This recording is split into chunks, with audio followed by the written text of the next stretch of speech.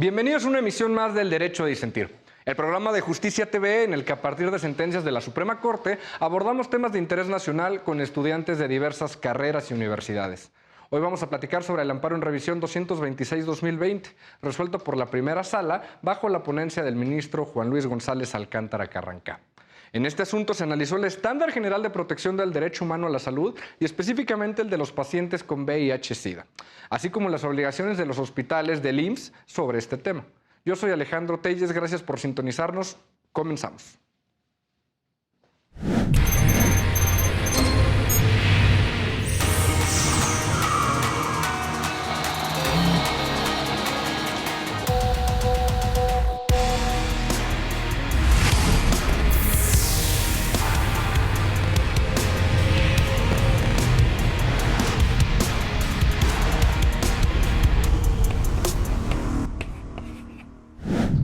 Les comentaba, en este caso una persona con VIH promovió juicio de amparo indirecto en contra de un hospital general regional del Instituto Mexicano del Seguro Social por actos relacionados con la omisión de garantizar su derecho humano a la salud, particularmente por la falta de entrega de su medicamento antirretroviral y como consecuencia de ello la puesta en peligro de su vida, salud e integridad física, aunado a deficiencias de carácter administrativo que impidieron el abasto oportuno de los medicamentos antirretrovirales.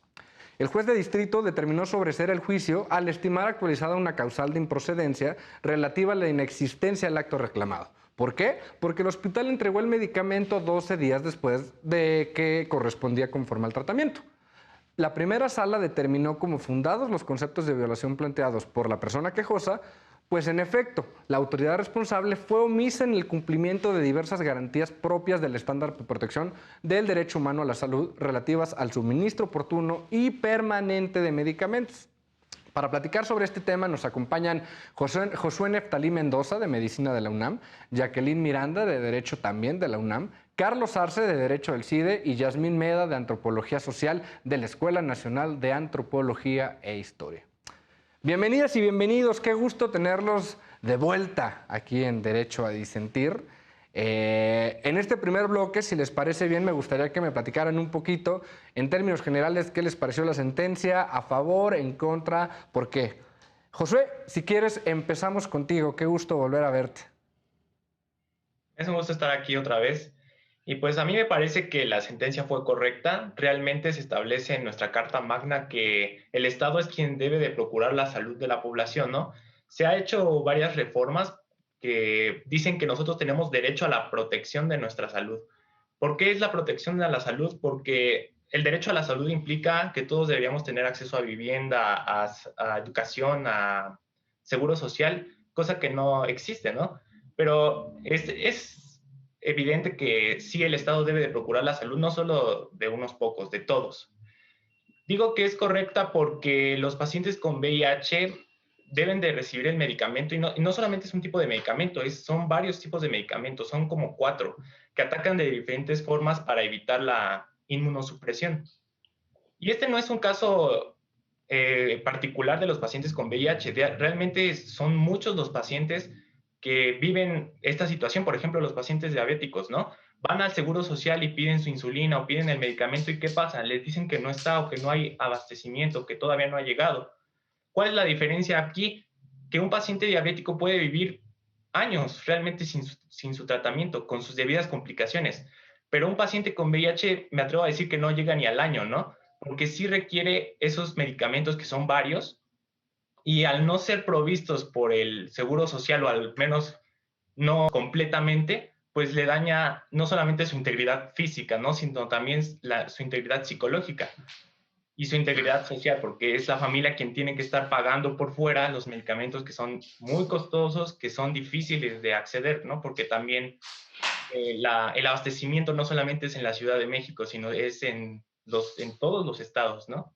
Claro, gracias Josué, concuerdo con muchos puntos de los que tocas y sin duda, si me permites, en unos momentos más voy a regresar contigo para que nos cuentes un poquito de qué es esta enfermedad, ¿no? Porque muchas veces escuchamos, creo que todos en el día a día escuchamos noticias y otra cosa es saber como tal médicamente, como nos comentaba Josué, lo que implica, ¿no? No solo para la persona que lo padece, sino también para lo que lo rodean. Muchísimas gracias y regresamos en breve a esto.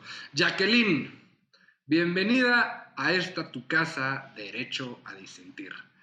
Platícame, ¿qué te pareció la sentencia? ¿A favor, en contra? ¿Por qué? Muchas gracias por la invitación. Es una sentencia muy interesante. Yo me encuentro a favor de que se le suministre estos medicamentos, justamente como lo mencionaba Josué. En muchos de los casos de VIH no se fallece por el propio virus, sino por una baja en la defensa y ciertas enfermedades oportunistas son las que terminan con la vida de estos pacientes. Creo que el Estado debe garantizar, está en diversos artículos, en el artículo primero constitucional, en el artículo cuarto constitucional, que es importante este derecho humano a la salud. En este sentido, yo estaría de acuerdo en que se les suministre estos medicamentos, sobre todo porque se encuentran en una situación de vulnerabilidad, de acuerdo a lo que estos pacientes llegan a padecer. Entonces, que haya una ausencia de sus medicamentos de 2, 3 días hasta una semana o 2, sí es un impacto importante en su condición.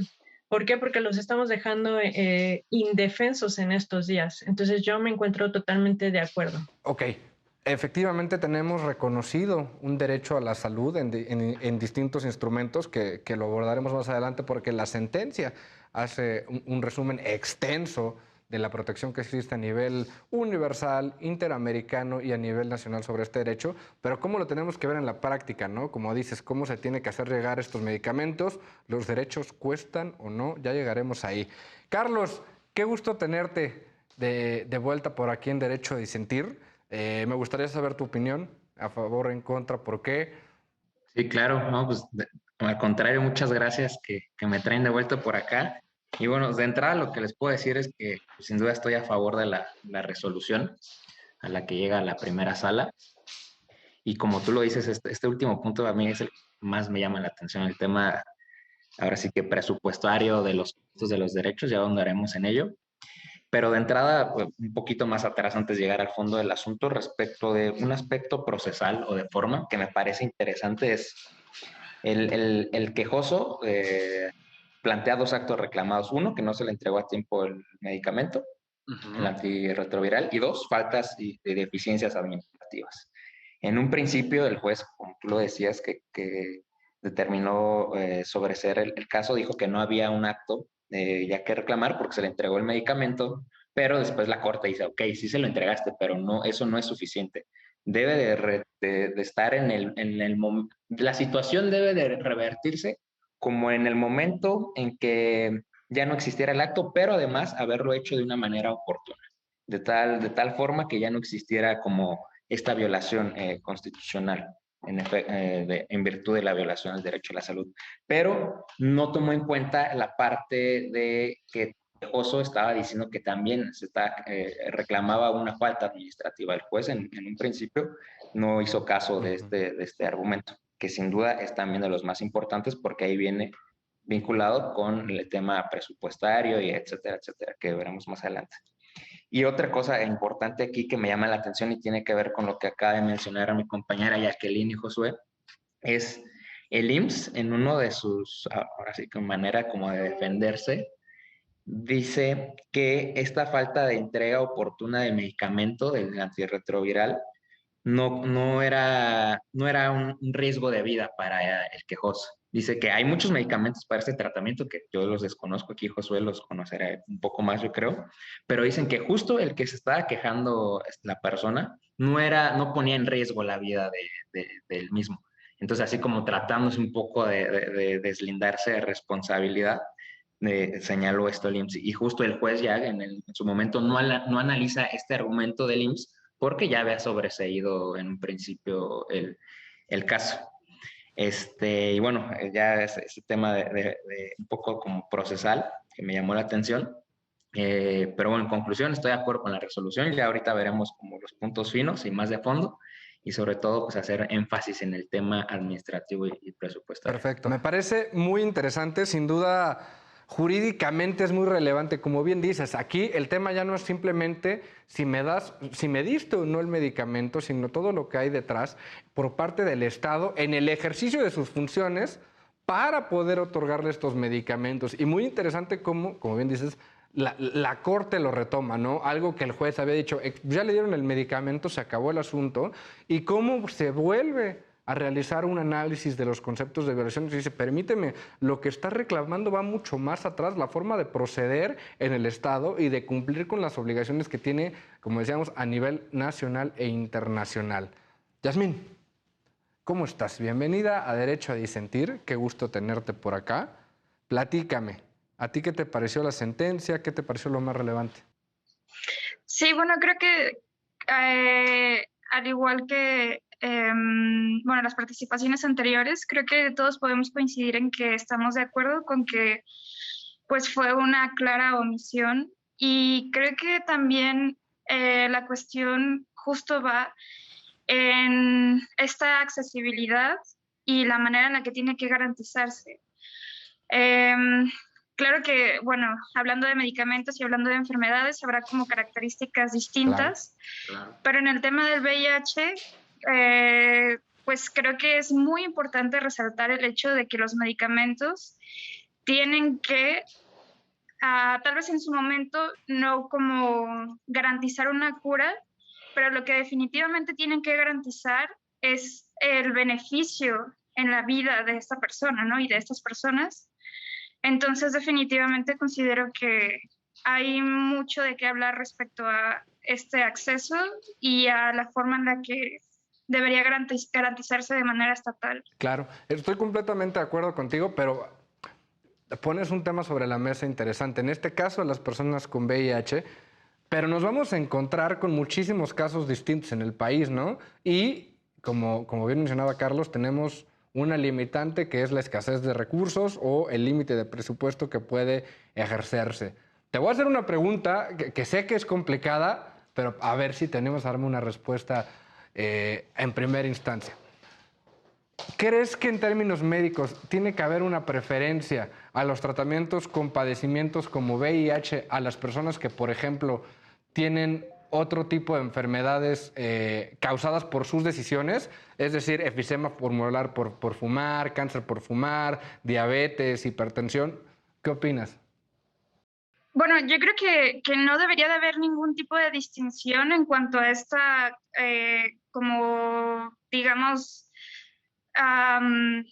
que tienes una enfermedad por tus actos. O sea, creo que en general cualquier tipo de enfermedad tendría que pues tomarse digamos, en la misma jerarquía que el resto de las otras, ¿no? Porque al final del día no solamente es una cuestión individual, sino que también es una cuestión de cuidado colectivo. Entonces, pues a lo que me refería un poco con esto de las características distintas, pues es justo ver cómo en los sujetos se encarnan la sintomatología y las cuestiones sociales y culturales de las enfermedades, pero no considero en lo absoluto que haya que hacer una distinción en cuanto a si te lo mereces o no te lo mereces. Ok. Totalmente. A ver, te veo muy segura y fíjate que yo sí tengo mis dudas, sobre todo porque, pues al fin y al cabo, en el ejercicio de estas políticas públicas te vas a enfrentar a una limitante presupuestal y, sinceramente, dudo mucho que en el país podamos decir nos alcanza para todos los medicamentos de todas las enfermedades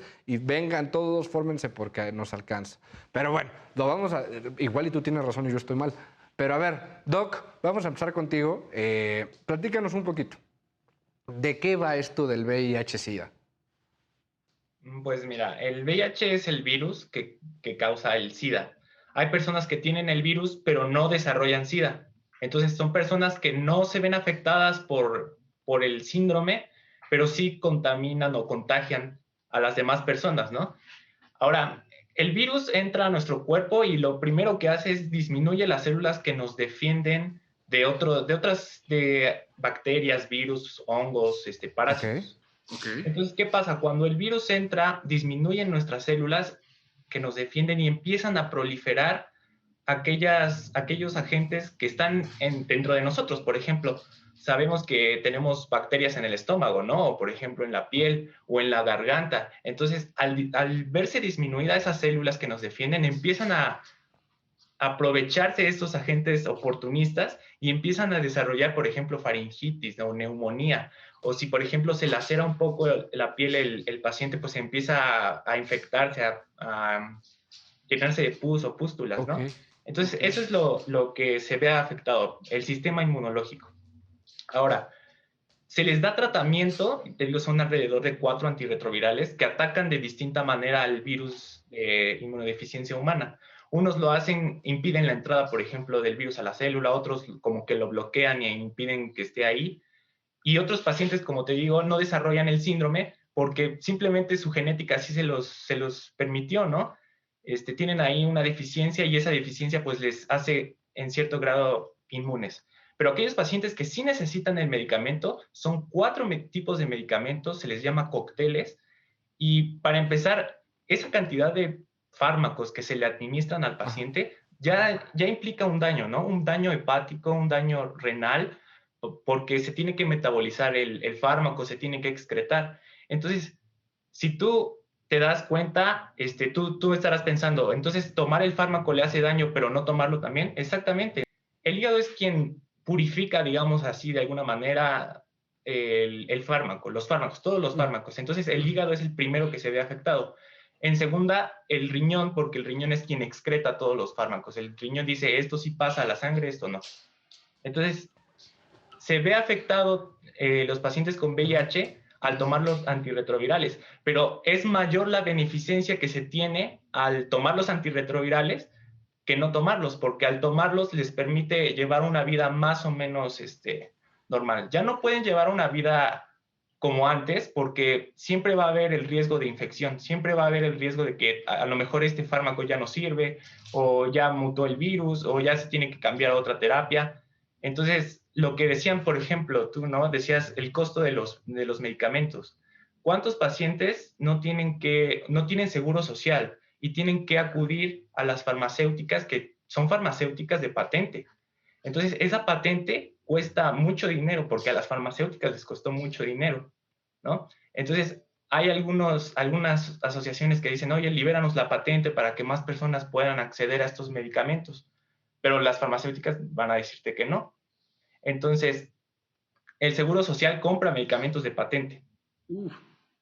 El riesgo aquí es que muchos de los pacientes optan por comprar los medicamentos y compran genéricos. ¿Y qué pasa? Los genéricos no tienen, y esto es cierto, no tienen la misma efectividad, vamos, en el resumen decía bioequivalencia, ¿no? No es lo mismo tomarte una pastilla de patente que una pastilla genérica. Entonces, esto se convierte en un gran problema de salud pública, en un gran problema económico para el sistema de salud, para la propia economía de los pacientes. Entonces, te puedes dar cuenta que tener VIH no es una situación nada favorable para ninguna parte, ni para el paciente, ni para su familia, ni para el sistema de salud. ¿Me estás diciendo que me han mentido con el es lo mismo pero más barato? Así es. En muchos de los casos, en muchos de los casos sí sucede así. Por ejemplo, la vacuna COVID, hay muchos países que dicen a las farmacéuticas, liberanos la patente para poder, pues, vacunar a mi población, ¿no? Pero ya no se puede liberar esa patente porque, te digo, las farmacéuticas invierten millones, ¿no? Durante muchos años. Entonces, sí, no es mentira lo que te han dicho de que es lo mismo un medicamento de patente que genérico. Qué difícil. Sí, porque aparte, o sea, para una enfermedad común en general son carísimos los medicamentos. Para estos temas de especialidad no me quiero ni imaginar. Yo te preguntaría, ya tomando en consideración toda esta gran exposición sobre lo que es el VIH-Sida y los costos que tiene para el Estado, te dejo con esta pregunta para que la respondamos en el segundo bloque. ¿Te parece que es justificado que un Estado pueda decir y retrasarse en la entrega de estos medicamentos por una cuestión presupuestal? Te dejo la pregunta en la mesa. En casa también, ¿qué opinan? Creo que todos nos quedamos en shock con lo que acabamos de escuchar del doctor, pero con esto y más regresamos en el segundo bloque de Derecho a Disentir. No te vayas. Estamos de vuelta en Derecho a Disentir por Justicia TV. Seguimos analizando este tema de protección al derecho humano de la salud y en específico a las personas con VIH-Sida.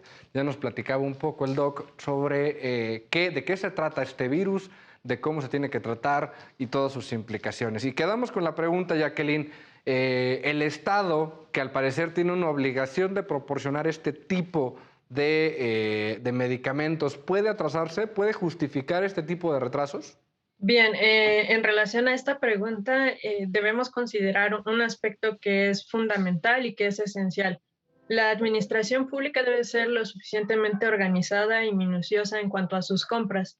Esto quiere decir que siempre se realizan con anticipación, que se tiene ya un presupuesto que se va a ejercer para realizar estas compras, que en muchos casos y bajo muchas justificaciones, las entidades o los organismos que están por parte de salud tendrían que analizar y prever estas situaciones, de tal forma que el Estado, a través de ciertos institutos o de ciertas organizaciones, no puede decir, me atrasé, no salió mi compra, tus medicamentos no van a salir este mes, quizás la adquisición la podamos hacer el próximo mes. No es una justificación porque la organización administrativa debe imperar ciertos principios como la eficiencia y la eficacia, y sobre todo porque estamos hablando de que se trata de la vida de seres humanos, no es como en otras adquisiciones que se llevan a cabo cuando compramos tal vez computadoras, cuando compramos escritorios, que podemos retrasar la compra y no va a pasar absolutamente nada.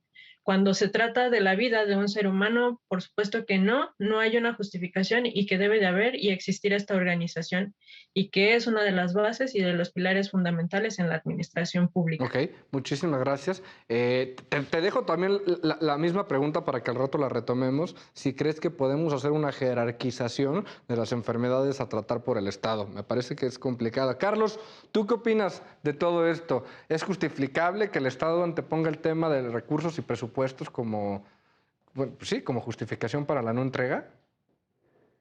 Pues no, pero fíjate, antes de eso me quisiera inmiscuir en la pregunta que le hiciste a Yasmín y a Jacqueline respecto a esta jerarquización. Bueno, de entrada, pues, te podría decir que no estoy de acuerdo en que se le dé un tratamiento diferente a una enfermedad que depende de la voluntad de la persona como consecuencia de sus actos, a otra que no lo depende o no necesariamente. Pero lo que sí creo es que es necesario, bueno, por otro lado, como vía para no dar este trato diferenciado, sí hacer lo siguiente, estaba pensando ahorita.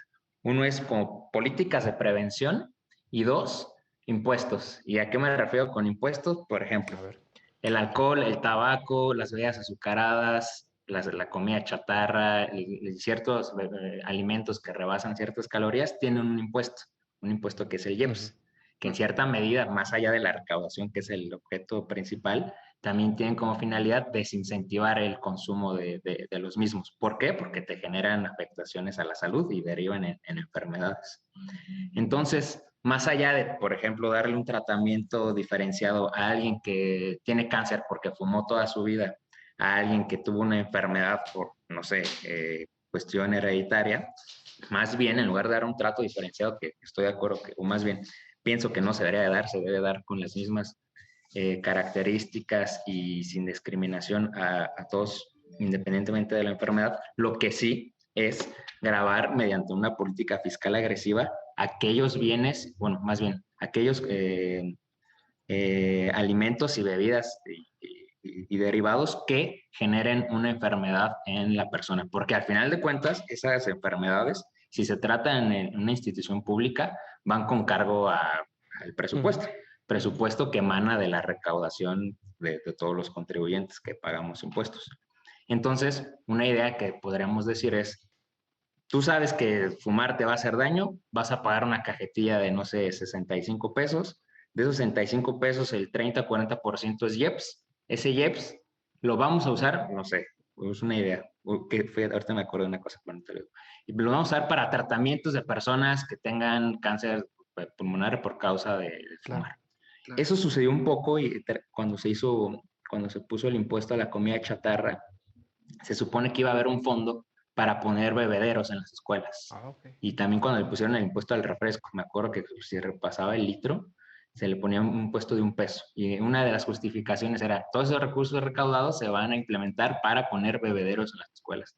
De tal forma que los niños que consumen mucho refresco tengan más bebederos y en algún momento opten por ir a tomar agua o a comprar fresco. Un tipo de ideas así. Entonces, bueno, en conclusión de esta primera pregunta, un trato diferenciado, ¿no? Podría uno decir, sí, a ver, tú te estás causando ese daño, tú debes de pagarlo, o el Estado no debe de interferir de la misma manera que de una persona que se enfermó por otra causa. Pero yo creo que más bien lo podríamos mitigar con políticas de prevención, campañas de concientización, etcétera, etcétera, pero sobre todo, con lo que más duele, pues que es pagar impuestos. Okay. Y ahora, la segunda pregunta que hacías respecto de si es justificable o no para el Estado decir que no tiene recursos, si era así, ¿no? La pregunta, si no mal recuerdo, así. Pues de entrada yo te diría que no es algo justificable, pero, y bueno, y ahorita voy a tomar una idea de la sentencia, pero sin duda es algo bien relevante. En la sentencia, la primera sala dice que cuando el Estado aduce no tener recursos, no solamente debe demostrar que no lo tiene, sino tiene la carga de la prueba de haber hecho el mayor esfuerzo para brindar el servicio. Eso lo determinan en la sentencia. Es decir, no solamente me digas que no tienes el dinero, sino qué hiciste para poder otorgar el servicio o los medicamentos, en este caso, a pesar de no estar en las circunstancias oportunas. Pero lo que sí es muy cierto es que, a ver, el IMSS en este caso, que es un organismo público descentralizado, no decide con qué dinero va a operar y para qué lo va a destinar. Este presupuesto viene desde el Poder Legislativo, donde se asignan partidas presupuestarias muy específicas. Y supongamos que no sea el IMSS, le dan, no sé, me voy a poner un número, 100,000 millones de pesos a este ejercicio fiscal. Y dentro de esos 100,000 millones de pesos, la mitad, el 50% es para adquirir medicamentos. Pero entre esos medicamentos hay una variedad, no sé, para tratamientos de niños con cáncer, que por ejemplo en la actualidad es una polémica que no hay tratamientos, no hay medicamentos, no sé, personas con VIH-Sida, no sé si en el presupuesto venga reflejado un rubro general de medicamentos o si venga desglosado para tal. No lo creo, eso creo que ya se decide internamente, no lo sé, ahí sí desconozco cómo se haga, pero a lo que voy es que sí es bien importante contar con los recursos necesarios económicos para poder otorgar el medicamento. Y es algo en lo que quiero dejar un poco como claro, que no depende de la institución. Y a su vez, ese proceso, una vez que ya tienes el dinero, haces una licitación para ver quién te va a proveer de ese medicamento. Claro. Y acá, en la actualidad también, no quiero politizar el tema, pero también resultó en este periodo que se conflictuaron también las entidades públicas con ciertas farmacéuticas y como consecuencia de eso ya no hubo suministro de ciertos medicamentos. Claro. Estoy tratando como de poner el panorama tan complejo porque la sentencia lo ve solamente derecho a la salud, pero creo que es algo bien complejo. Porque tienes que tener el dinero. Una vez que lo tienes, tienes que llegar a un proceso de licitación. Pero si no tienes concursantes o no tienes quien te lo provea, nunca vas a tener el medicamento. Entonces creo que es algo sumamente complejo, importante. Y ¿cómo vamos a trasladar el contenido normativo a la realidad? En esta protección de los derechos humanos y en específico de los derechos económicos, culturales, sociales y ambientales, tenemos que el Estado tiene que garantizar bajo ciertos parámetros, ¿no? Disponibilidad, accesibilidad, no discriminación, aceptabilidad y calidad, ¿no? Y en principio, cuando vemos este tipo de normas, uno le puede ir dotando de cierto contenido como lo hace la sentencia, ¿no? Esto es trasladable al derecho a la educación y a otro tipo de derechos, ¿no? Bueno, pues asegurarnos que tengamos un hospital cerca, asegurarnos que el salón de clases tenga condiciones dignas. Pero cuando ya aterrizamos lo que implica el ejercicio de un tipo de estos derechos presupuestariamente, es mucho más complicado que podamos poner este tema de cómo bajamos este recurso, podemos analizar lo que se le destina en el presupuesto, cómo se va ramificando este presupuesto y cómo llegan las cuestiones a los hospitales.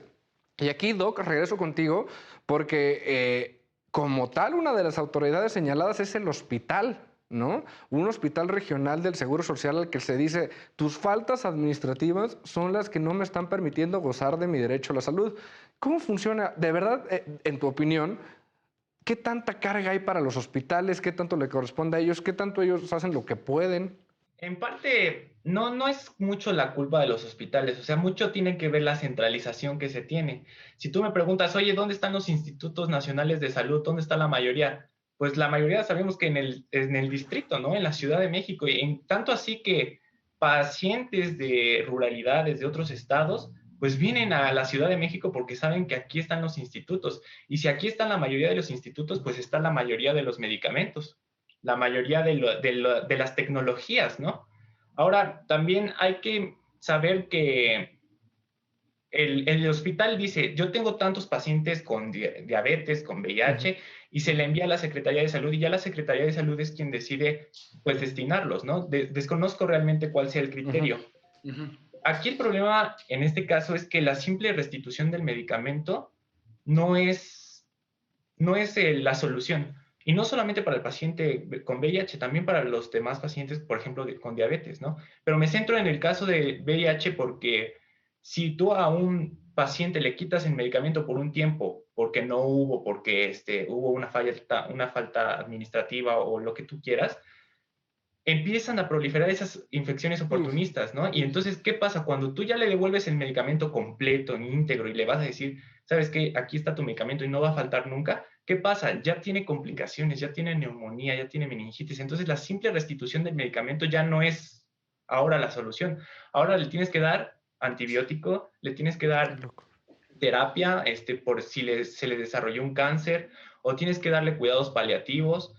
Y esto implica otro costo al seguro, al hospital regional. Entonces, como bien dijo Charlie, una política de prevención hubiera sido la solución, no ahora, sino hace muchísimos años. O sea, cuando se dio el primer caso de VIH aquí en México, si se le hubiera dado la importancia como se le dio el COVID, no estaríamos hablando de este caso, ¿no? No existiría ni siquiera, yo me atrevo a decir, hay países que no existen los medicamentos para el VIH porque no son necesarios, ¿no? La educación sexual, la educación de planificación familiar, la educación de métodos anticonceptivos, la educación de enfermedades de transmisión sexual. Entonces, me pareció muy interesante y muy importante resaltar lo que dijo Charlie.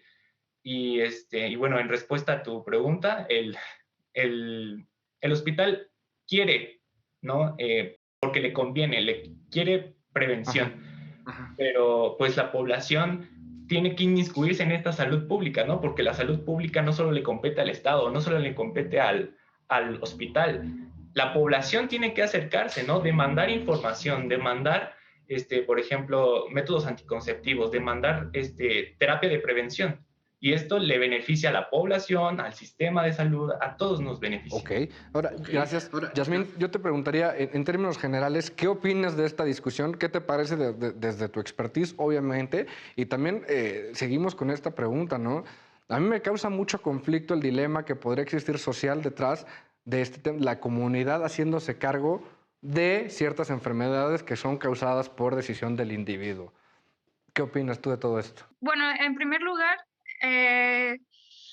hablando específicamente sobre esta pregunta de que si es justificable o no tal omisión por falta de presupuesto, pues creo que contundentemente me parece injustificable. Es decir, el Estado posee las estructuras y la magnitud de los recursos para no solamente pues hacer estrategias de prevención, sino que también tendrían que hacerse estrategias de descentralización y obviamente de suministrar de manera adecuada pues estos medicamentos a las personas que lo requieran.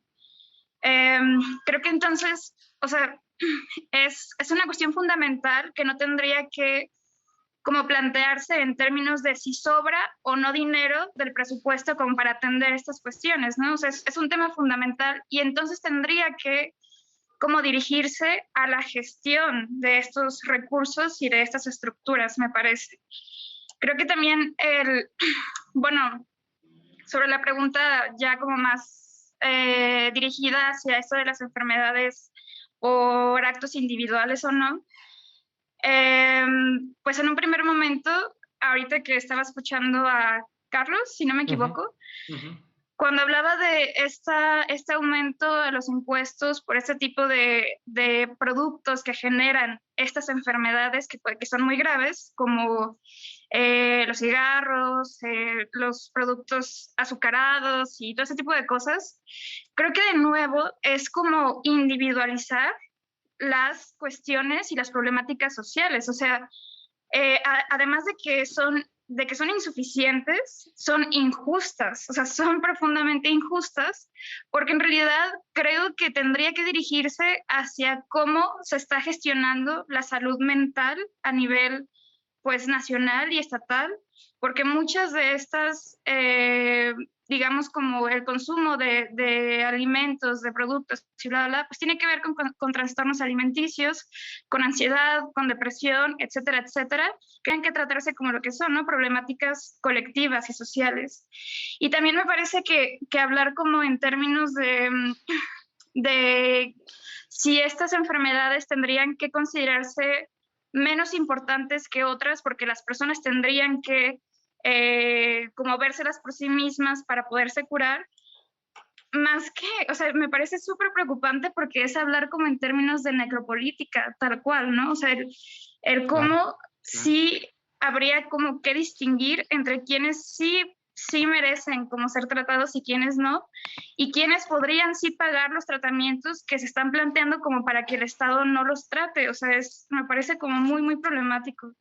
Entonces, pues yo considero que, pues aparte como dije, insuficiente, me parece injusto esto del aumento de los impuestos y que todas las enfermedades tendrían que tratarse por parte del Estado porque es una garantía que debe de cumplirse y que entonces hay que gestionar el cómo se descentraliza y se suministra. Me parece bastante interesante y ahí tenemos dos puntos de vista encontrados. Pero ahora, tocaste también un punto interesante y es el deber que tiene el Estado para seguir formando políticas públicas que acerquen estos servicios de salud a sus localidades, ¿no? Como nos comentaba el doc, pues hay un tema de centralización en la Ciudad de México y como tal tenemos un parámetro normativo que nos dice que tenemos que proveer de estos servicios a todos con ciertas características, como lo habíamos dicho, accesibilidad, etcétera. Jacqueline, ¿tú crees que este tipo de derechos entonces se pueden judicializar? ¿Puede, a través de una demanda de este tipo, el Poder Judicial obligar a que se haga un hospital? Antes de responder a tu pregunta, me gustaría hacer una pequeña precisión sobre lo que comentaba Carlos. Sí, es un descentralizado, pero sí puede, y en su anteproyecto, cuando ellos envían para qué se va a utilizar el presupuesto que están solicitando, sí deben considerar qué parte del presupuesto quieren para atender o la compra de medicamentos. Va ahí enunciado en su anteproyecto. Y esto es lo que se analiza, por lo cual es lo que yo comentaba de que no estoy de acuerdo y que debe de haber esta eficiencia y esta eficacia. Lo que tú me preguntabas, Alejandro, mediante la judicialización, sí creo que se pueden llegar a concretar estos derechos. Este es un ejemplo, que se le garantice los medicamentos. Hemos visto que en muchas zonas, en muchas situaciones, sobre todo en muchas zonas fuera de lo que habitualmente vemos aquí en la ciudad, no hay este acceso cercano a hospitales. No hay esta garantía de que podamos ir en una comunidad indígena tan fácil a un centro de salud. Entonces, ¿qué pasa? Pues que en muchas situaciones la gente muere, la gente se enferma y está esta ruptura. No existe este fácil acceso de que yo pueda ir a 10, 15 minutos y encuentre un centro de salud que me diga, me está pasando esto, usted está teniendo un infarto, vamos a atenderlo pronto. Entonces, mediante este tipo de acciones, mediante la judicialización, se ha logrado en muchos casos tener tal vez no un hospital general, tal vez no un hospital como los que vemos aquí, como lo mencionaba Josué.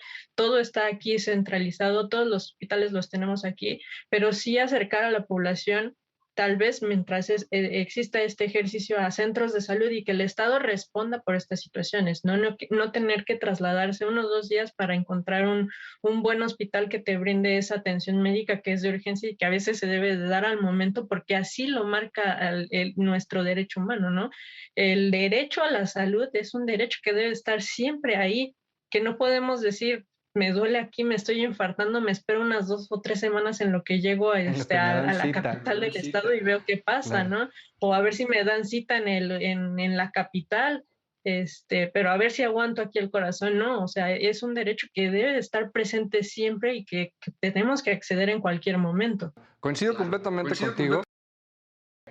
Me parece importante precisar y aclarar, como bien lo haces, cuando hablamos de ciertas enfermedades que se pueden presentar por decisiones propias del individuo, no hablamos del VIH, nos referíamos a temas de drogadicciones, etcétera, y sí podíamos jerarquizar.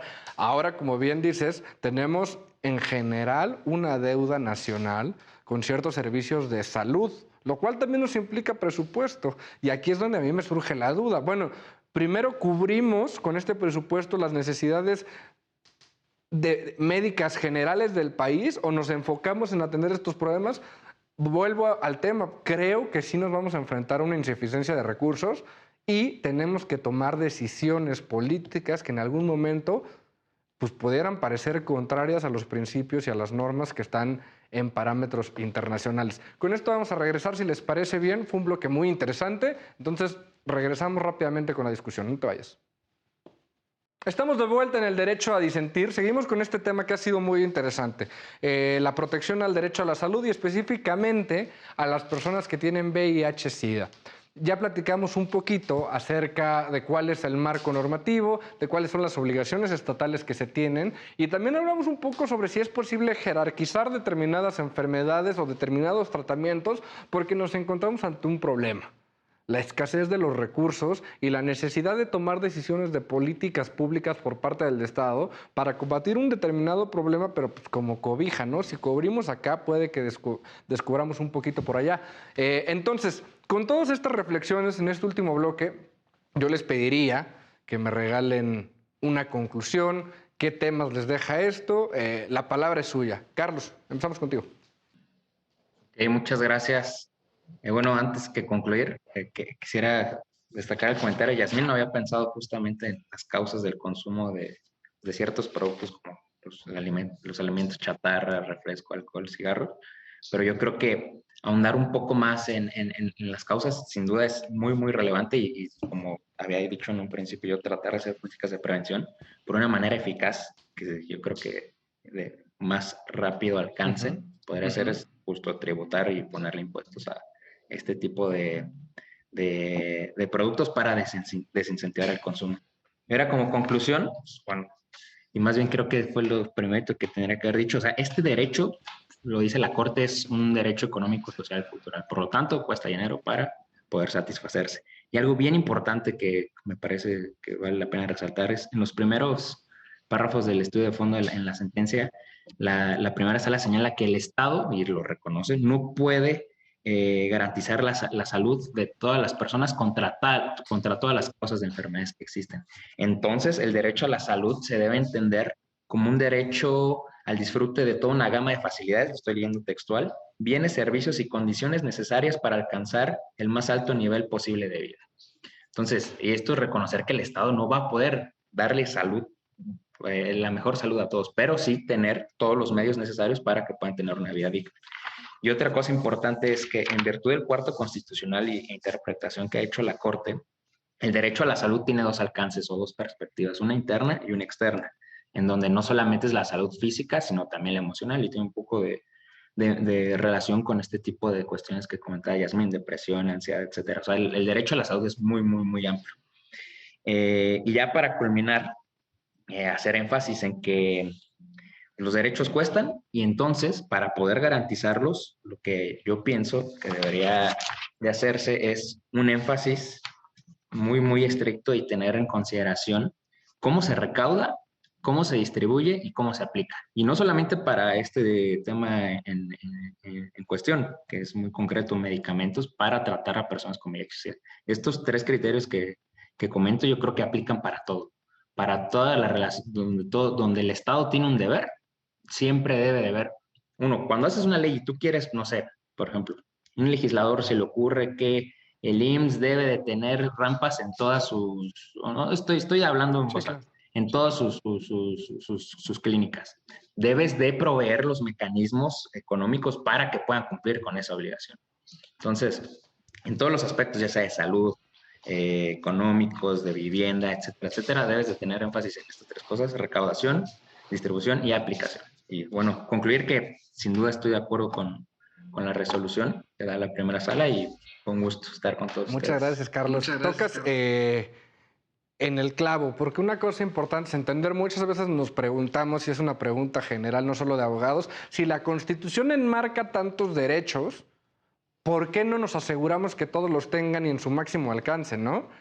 Y esto es un tema que ha abordado incluso la Corte en otros asuntos, por ejemplo, cuando llegó una persona que era vagabunda a decir, pues la Constitución dice que tengo todos estos derechos a una casa, a salud, a educación, todo eso, ¿por qué no se me está cumpliendo, no? Y como bien dices, el Estado tiene la obligación de proporcionar los programas sociales, proporcionar los medios para que tú, en tu libre desarrollo de la personalidad, puedas acceder a estos objetivos, ¿no? O a estos derechos previstos constitucionalmente. Que pueda haber una rama que piensa completamente distinta y que cree que el Estado lo debe asegurar sí o sí, pero ese ya es otro tema. Jacqueline, muchísimas gracias por acompañarnos. Platícanos tus conclusiones, por favor. Nuevamente, muchas gracias por la invitación. Retomando un poco la idea de Carlos sobre que los derechos cuestan, y sí cuestan, no es posible que se ejerzan o que los tengamos simplemente así porque sí. El Estado indiscutiblemente se enfrentará tarde o temprano a un dilema sobre qué hacer ante ciertos temas o decidir qué es mejor atender primero y qué es mejor atender después. En ese caso, cuando esta situación se coloque o este dilema se coloque al centro de la discusión para el Estado y decida hacia dónde va a optar, si garantizar ciertos temas o ciertos derechos y disminuir otros, veremos o avanzaremos en este tema de la judicialización de ciertos derechos y veremos qué es lo que sucederá y qué es lo que pasará. Algo que sí debemos tomar en consideración es que aunque no todos se les puede garantizar este derecho justo a la salud, sí debe de buscarse la equidad. Es decir, que como lo planteaba en el bloque anterior, que las personas que tienen menos posibilidades de acceder, se les reivindique este derecho y que tengan estas clínicas, estos hospitales al menos cercanos. En términos generales, y ya para terminar, estoy de acuerdo con esta resolución que se emitió. Estoy de acuerdo en que se les debe garantizar estos medicamentos y que no era una excusa el decir te los entregué 12 días después. Porque como vimos en la opinión de Josué y como podemos saber a través de diversas lecturas, sí se pone en peligro la vida de estas personas al retrasar sus medicamentos. Gracias. Muchísimas gracias, muchísimas gracias. Yasmín, vamos contigo. Tus conclusiones después de este debate, por favor. Sí, bueno, mis conclusiones son que la atención de las enfermedades, sean cuales fueren, tienen que ser garantizadas por parte del Estado. Y en las cuestiones que tienen que ver con las características pues sociales, económicas, políticas, etcétera, pues es en donde se tienen que como echar como más la mirada para la creación de las políticas públicas que las cubran. Claro que, por ejemplo, hace rato que estábamos hablando sobre específicamente lo que era el VIH, pues, por ejemplo, no es lo mismo tener VIH que tener cualquier otra enfermedad de inmunodeficiencia, ¿no? O sea, el estigma es diferente. Entonces, este tipo de cuestiones son las que se tendrían que tener como más precisas en la manera en la que se generan estas políticas públicas. Y que, bueno, respecto a lo de la salud como derecho y que los derechos cuestan, pues claramente los derechos cuestan a un nivel como estructural, pero colectivo y estatal. Pero creo que esto es algo que no tiene que convertir como la discusión en como si tratáramos la salud como si fuera un lujo, porque no lo es. Entonces, precisamente ver cómo podría como cubrir a la mayor parte de la población, ¿no? Este derecho a la salud. Entonces, finalmente, creo que pues yo considero que es importante el garantizar la accesibilidad, la administración, la descentralización y la desestigmatización. Muchísimas gracias. Muchas gracias por tus conclusiones. Doc, Josué, muchas gracias por acompañarnos. Terminamos contigo. Gracias por la invitación y igual es un gusto estar aquí. Y pues sí, como dijeron todos, el derecho a la protección de la salud, porque aquí en México no se tiene derecho a la salud, se tiene derecho, como dijo Carlos y le dio cita textual, se tiene derecho a la protección. Como bien decía Yasmín, el Estado no puede garantizar vivienda, educación, salud, salud mental, ¿no? A toda la población. Pero lo que resuelve la Corte me parece que por lo menos procura, ¿no? Que el afectado o el dañado pues tenga acceso a esos medicamentos y al tener acceso a esos medicamentos está procurando su bienestar físico al no complicarse, su estado psicológico, porque si no se le da el medicamento a los pacientes, luego ciertas infecciones dañan el sistema nervioso y al dañar el sistema nervioso pueden alterar su juicio, ¿no? De repente pueden tener ideas suicidas o homicidas o ya no pueden pararse o no pueden coordinar bien. Entonces, indirectamente se procura la salud psicológica y la social, porque al tener acceso a los medicamentos, pues la familia ya no tiene que, a lo mejor trabajar por generar ingresos extra para los medicamentos o preocuparse de estar siempre vigilando al paciente. Entonces, me parece muy buena resolución y concuerdo mucho con lo que dijo el ministro, bueno, perdón, la Suprema Corte. Y también concluyo y digo que es importante, como decía Carlos también, las políticas, reforzar políticas de salud pública, que se dé mayor difusión, no solo aquí en el distrito, sino en las ruralidades, para evitar precisamente este desabasto de medicamentos, esta falta de acceso a los sistemas de salud, ¿no? Y también comprender que no es solo la tarea del Estado brindar la salud, sino también es participación de todos y cada uno de nosotros, de pedir información, de tratar de inmiscuirnos, de tratar de establecer en nuestras propias vidas estilos de vida saludable. Muchísimas gracias. Coincido contigo en prácticamente todos los puntos que mencionas. Muchas gracias por acompañarnos y también en casa, muchísimas gracias por acompañarnos en esta emisión de Derecho a Disentir. Yo soy Alejandro Telles y nos vemos en la próxima.